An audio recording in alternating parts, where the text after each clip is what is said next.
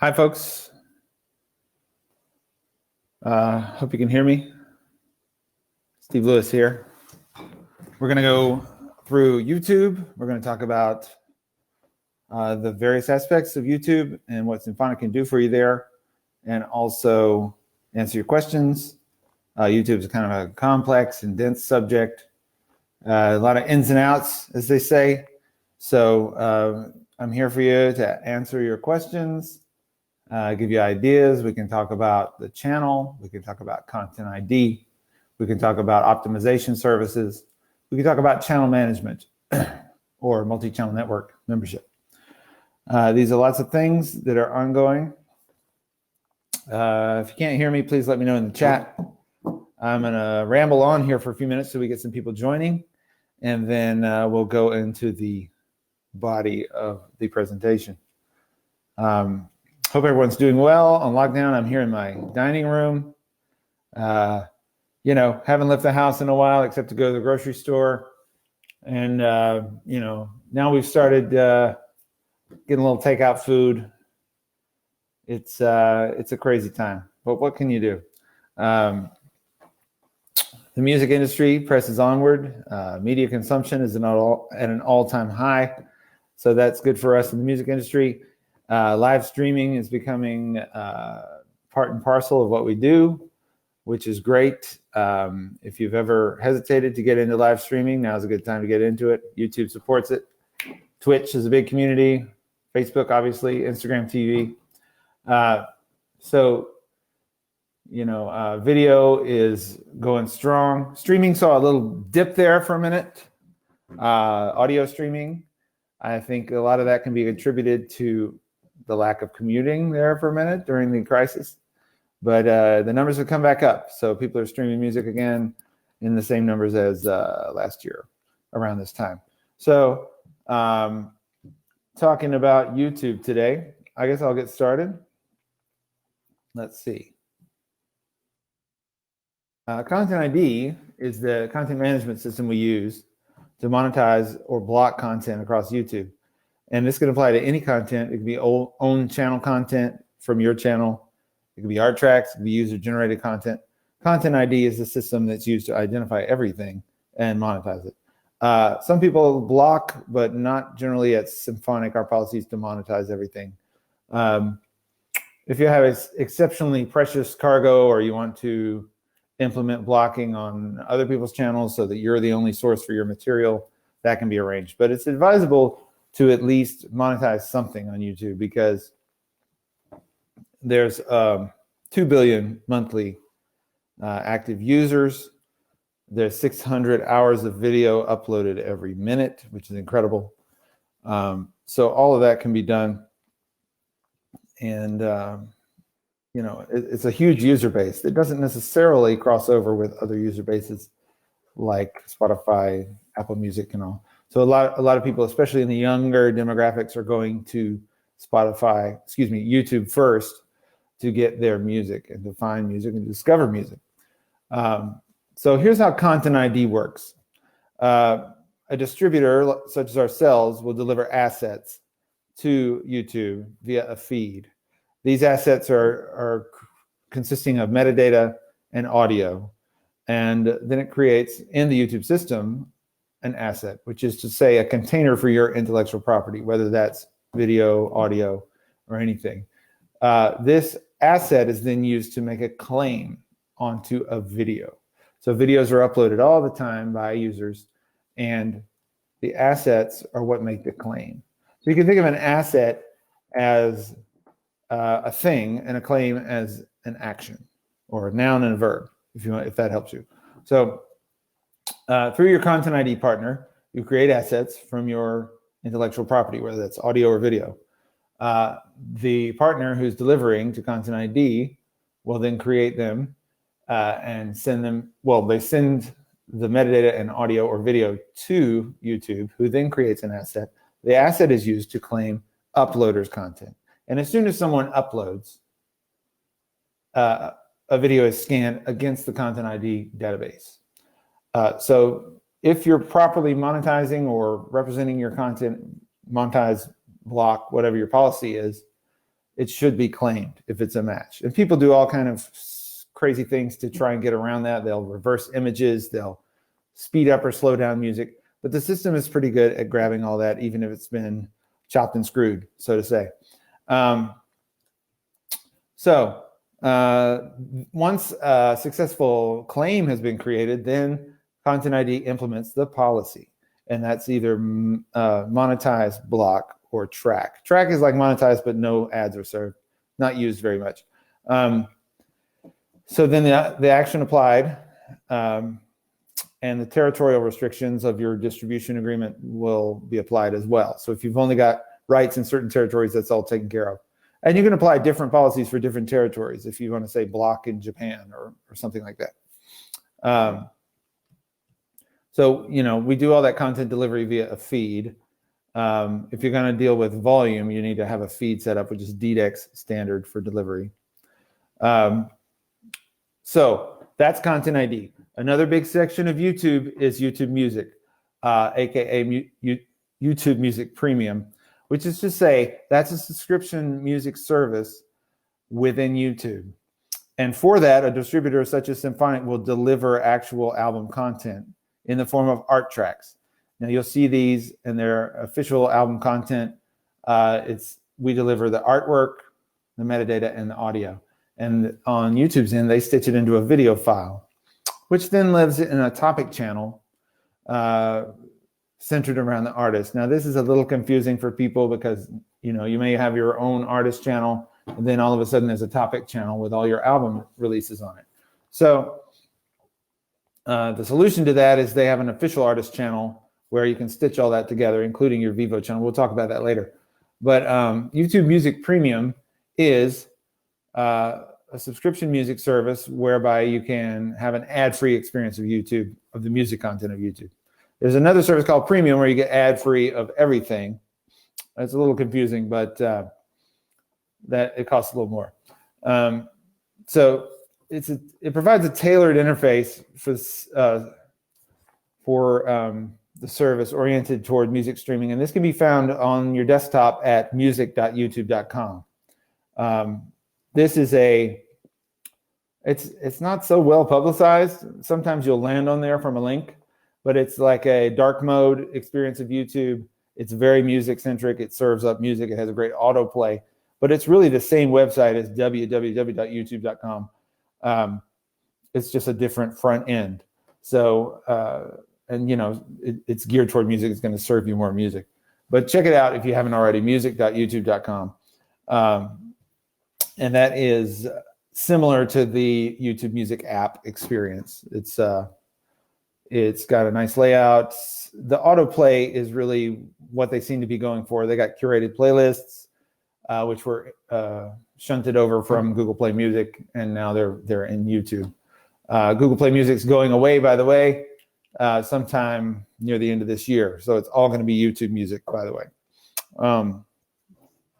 So YouTube Music can be viewed by non-subscribers as well, but you're going to be served ads.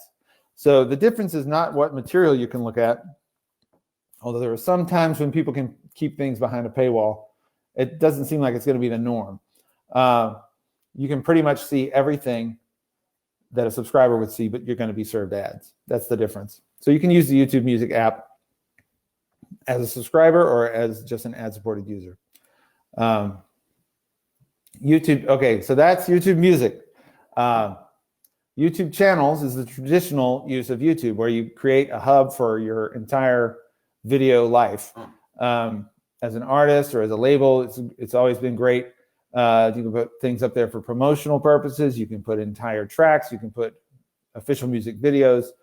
Everybody knows about standard YouTube, and that's what that is. But that can also be monetized by Content ID. And also, we can choose to not monetize it if you want us to not place ads on your channel. We can whitelist the channel, which because of the fact that a lot of the content is promotional in nature. Let's say if it's your label channel, sometimes it's very annoying to put an ad in front of what is essentially an ad. So we can do that at the whole channel level, or we can, if you email us, we can release a claim here and there. But monetization of the channels is advised. because you want to make a little money, right? So finding best practices, we're happy to provide best practices documents. Basically, you want to get into a rhythm of regular uploads. You want to reshare your YouTube posts on other socials and your email lists. And you want to have appropriate channel branding on your channel page. And you want to set it up with sections. A channel page should be thought of as a real hub for all your, whatever your branding efforts are. Making a lot of playlists is advisable, so you can curate different aspects of your catalog. So official artist channels I should talk about. With the advent of YouTube Music, people got really annoyed by having topic channels over here and your official channel over here, but now you can apply for an official artist channel. It doesn't cost anything, but it might take a month or more. So the nice thing about an official artist channel is that you can stitch together your topic channel from YouTube Music, your official channel, and if you have a Vivo channel, that stuff will go there too. So it's really effective in creating a centralized hub for an artist. Unfortunately, they don't offer it for labels, only for artists. But once you get approved for an official artist channel, you'll get the little music note next to your name. That's the equivalent of like the check mark in other platforms. So let's see. Oh yeah, another thing about channels is you should engage. Definitely engagement is big with your comments, calls to action, things like that. The more engagement you can get out of people, the more invested they are, and it's about building fans if you're in the artist business. So that's a good. That's definitely good. Got some comments. Oh, very, very informative. Thank you, Andrea. Muff Mop Dutch says we are the goats. I think that means the greatest of all times. I hope, or either we are actually the animal of goat, which is fine too.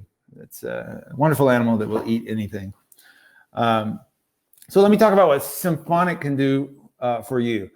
We offer several services, Content ID being one of the main aspects of our distribution. If you're not opted in, if you're one of our clients and you're not opted in for Content ID, you can get in touch. I'll put the link for the application page in the chat. What we've got going is Content ID for your entire catalog, which is easy enough to implement. It's an addendum to your current deal if you don't already have it.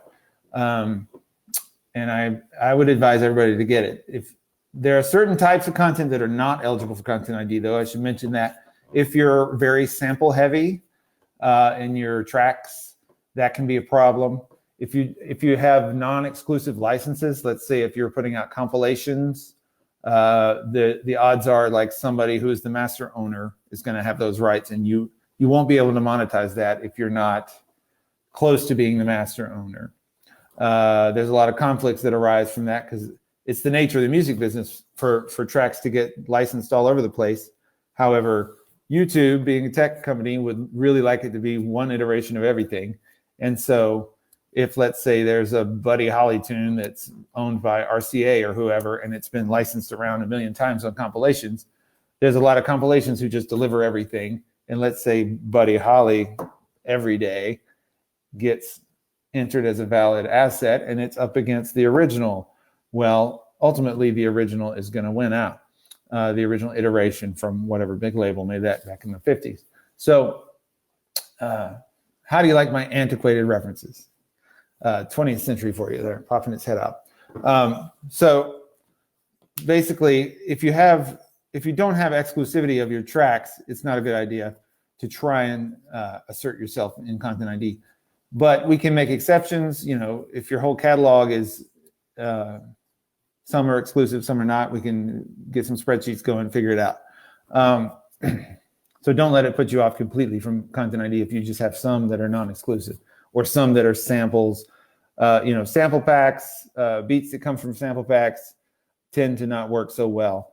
If you're sampling a whole song to make your beat and you don't have clearance to do that, even if you do have clearance to that, it still can create some problems.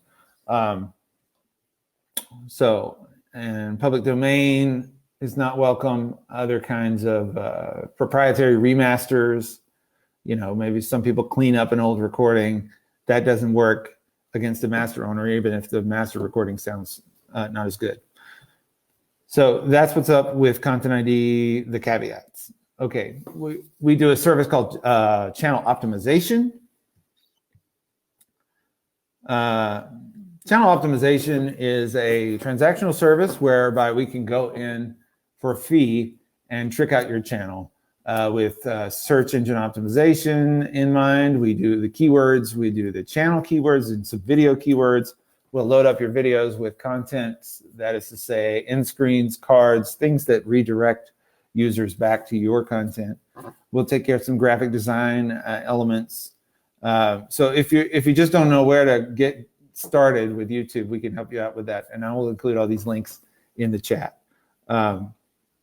You know, proper branding is a big part of that. So we work with you to make sure that your branding is in line with your style guides and things like that.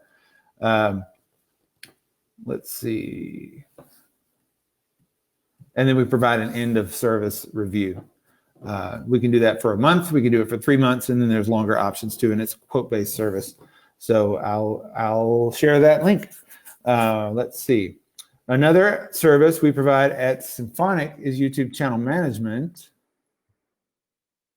This is it's a little exclusive. We don't take everybody, but if the channel is in line with having their own content that they hold the copyright to, you can apply for channel management. The advantage of channel management, unlike Content ID where we monetize your distributed audio, with channel management we can monetize your entire channel. So let's say you're a music artist and you have, you know, 50% of your stuff on YouTube is distributed audio related. The other half might be documentary style or behind the scenes or live streams, anything that's like not using your distributed audio. Then unless we're your channel manager, we don't really have the ability to monetize that on your behalf. So it's advantageous if you're doing a channel and you have a lot of other content besides your distributed audio and video. So that's a great value add if you need that. Let's see. We also do video distribution. This is not necessarily related to YouTube, but for a fee, we can deliver your music videos to Apple Music, Tidal, Amazon, Vivo, which lives on YouTube, but it's a different mechanism than just you uploading to your own channel. Some people like Vivo. The branding is really where it's at in giving you kind of a sheen of being a big artist. They have curated playlists too. And then we have a second tier. That's our base tier of video distribution, which involves Apple Music, which has great real estate for music videos, by the way. Tidal too. Apple Music, Tidal, Amazon. That's Amazon Prime and Amazon Transactional, like rental. And Vivo. That's our base tier, those 4 partners. Our secondary tier, which we call Plus tier, has Latito Music, Music Choice, Zumo, Excite, several others, but nothing is guaranteed on that tier. But it's worth a shot if you have a lot of action in the video department, and especially for Latin artists, so because some of those DSP are very Latin oriented. So I would say it costs a little more, but sometimes it's worth it. So you know, we can walk you through that when the time is right. So I'm gonna provide all these links here at the end. So if anyone has any questions, all right. Okay, thank you guys for your comments. That's the end of my spiel.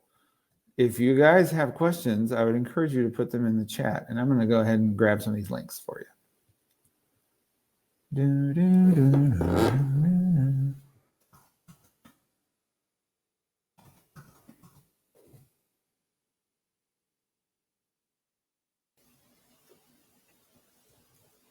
Right.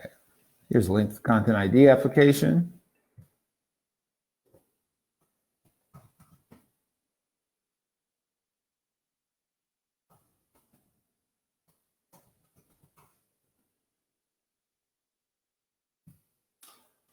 here comes a link to the channel management.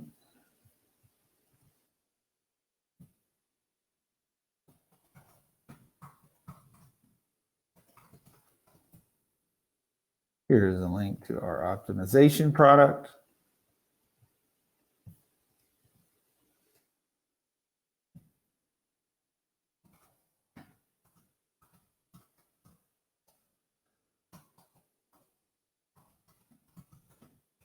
And here is our video distribution.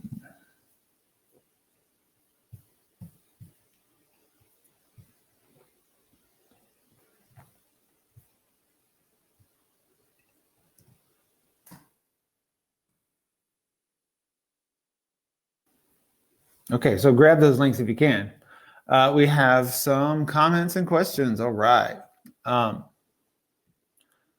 Nestor asks, will this session live here once it ends? That's a question for, I don't know. I don't know the answer to that. Maybe Allie could answer that if she's watching. Sorry. I would grab, if you want those links, I would go ahead and grab them. Razu says, my biggest issue is content ID. I do have some songs that use sample packs and some created from scratch. Should I still not submit for content ID? No, you should definitely submit. And there's a point in our process where we'll ask you if anything has sample packs, and we'll send you, if you answer yes, we'll send you a spreadsheet. You can let us know which ones have samples. So it's not a big deal. We're happy to accommodate that.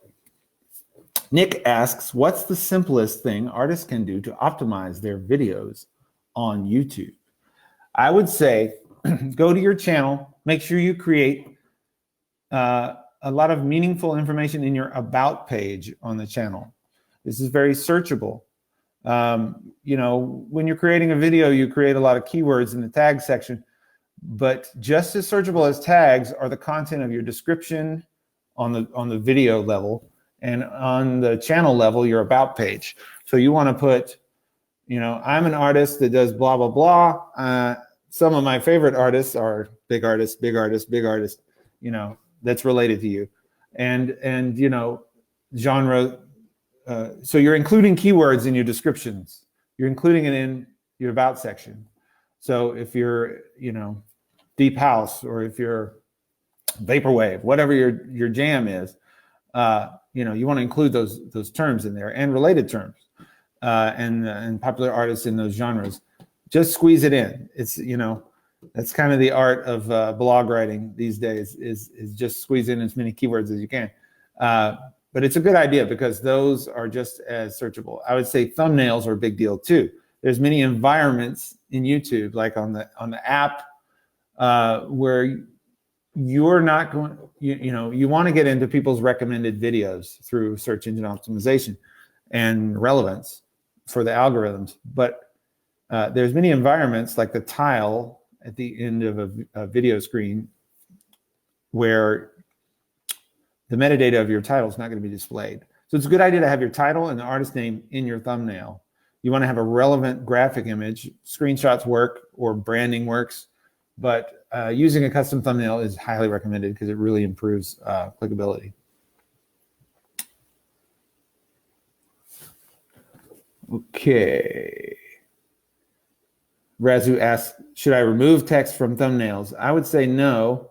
I mean, when you reshare on Facebook, there was at one point some restrictions about the size of your text, but I don't think that's a huge issue anymore. I would say don't use really huge text in thumbnails, but use text that's not super small either. Keep it in the middle stripe. If we're thinking of a 16:9 ratio of a thumbnail, I would say use the middle stripe, not the top or the bottom, as the area for your text, because many times metadata from YouTube is served at the top or the bottom, depending on where you land with a thumbnail. Okay, Muff Mob asks, I applied but got denied. However, they don't really give you much of a reason other than you don't meet the requirements. Would you happen to know the requirements? You applied with YouTube or with a partner? YouTube requires that you have 1,000 subscribers on your channel, and it requires that you have 4,000 hours of watch time in the last calendar year, which is not that tall of an order if you've got momentum. But if you're just at square one, it can be very intimidating. Now, you can get with a distribution partner, and they can get you into Content ID easy peasy. Being a YouTube partner is a little different, even though it uses Content ID to monetize your channel. But you do have that waiting period to get enough action going on your channel. But with Symphonic, we should be able to get you there right away for Content ID monetization of your distributed audio. That is to say, unless there are problems with your tracks that can contain like unlicensed samples or public domain content or proprietary remasters, other things that are ineligible for Content ID. And if that's your whole bag, like if you're buying beats from people, there's a gray area too, because sometimes the beat maker will say to you, you can use this beat for whatever. But in reality, they're sitting on Content ID and they're trying to claim everybody's uses of their original beat, which, is a little dirty dealing, if you ask me, to give somebody usage. But a lot of times people don't understand what rights they have and what they don't. People don't read contracts thoroughly. So then it just creates a big mess on the Content ID side. Okay. A lot of requirements. Razu says, I usually put song name and my name. That's great. That's a great way to go. Peter asks, can clients claim retroactive income from Content ID? That is a big negatory. Unless you're in Content ID and claiming at the time of the view, there's no ad served and hence no revenue. And yeah, so that's why it's advisable to have a partner, like Symphonic or to be in the partner program, because if you're not representing your stuff, those views could slip away. You never know when something's going to go viral. So that's where that lands.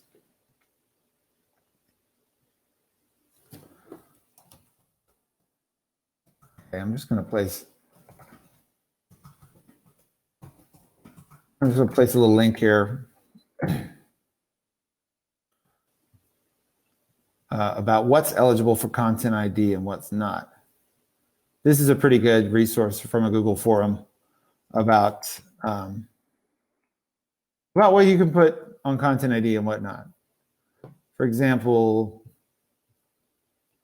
you need to have exclusive rights, which is kind of a loose term, really.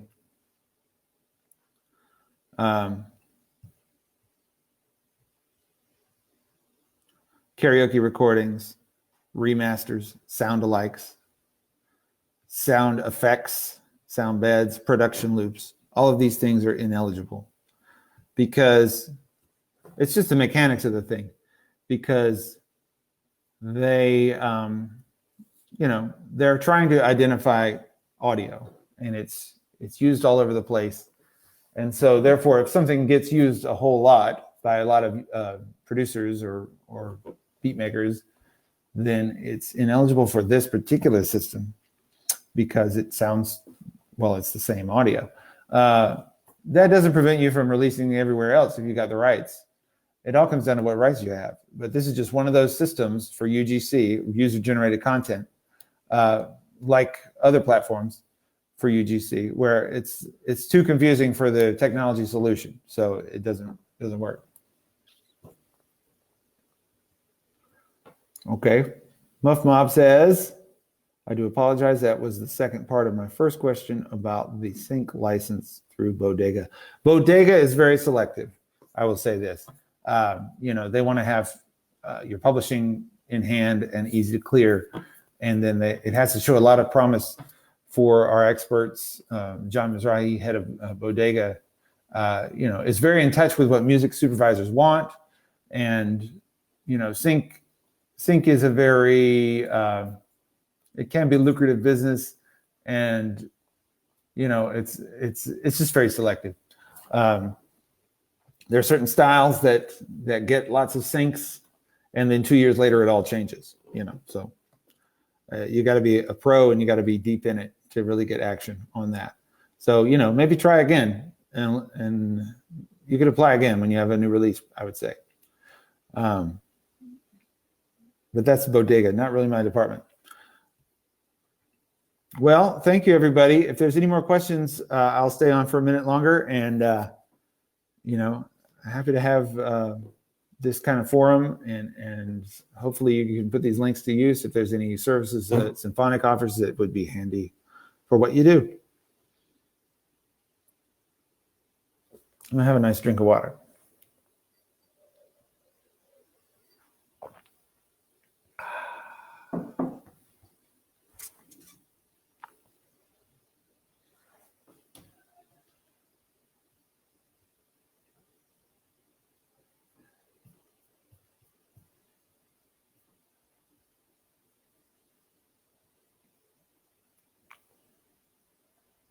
Anyone else? Anyone else?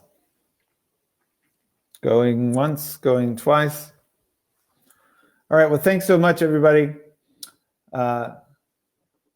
Symphonic's a good home for your music. We'll take care of you on all fronts. And, just check out those links if you want any of these YouTube services.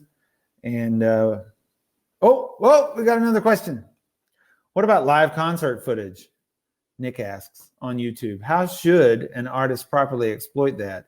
Is it different than a music video? Oh, wow. What a flood of questions. Okay.